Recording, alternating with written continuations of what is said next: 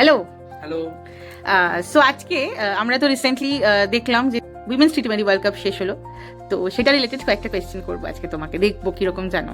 আচ্ছা, ওকে। ওকে, first question খুব easy. First addition of the tournament কোথায় হয়েছিল এবং কত সালে?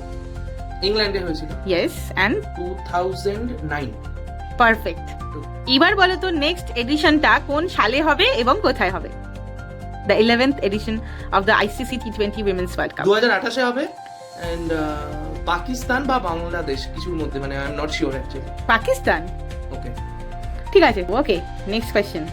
আচ্ছা বলো তো who is the leading wicket taker of the ICC টি20 women's world cup of all time? All time? Yes, যদি নাম না বলতে পারো অ্যাটলিস্ট ফ্রম হুইচ কান্ট্রি এটা বললেও হবে। Indian Deepti Sharma. No, wicket taker I don't no.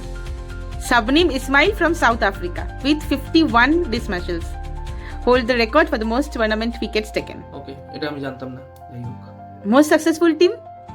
Australia. How many times they have won? 7, এটা নিয়ে 7 কারেক্ট। রাইট। আচ্ছা, লাস্ট কোয়েশ্চেন জিজ্ঞেস করছি। টুর্নামেন্ট স্ট্যান্ড আউটস, মানে এই বছরের ওয়ার্ল্ড কাপের মধ্যে 2-3 জনের নাম বলো যারা top run scorer of the tournament. ইংল্যান্ডের ড্যানি হচ, কিন্তু আরেকজন ছিল মোস্ট প্রবাবলি অস্ট্রেলিয়ার, হয়তো নাম মনে পড়ছে না আমার। তো তোমরা চটপট একটু কমেন্ট করে জানিয়ে দাও আরেকজন কে ছিল।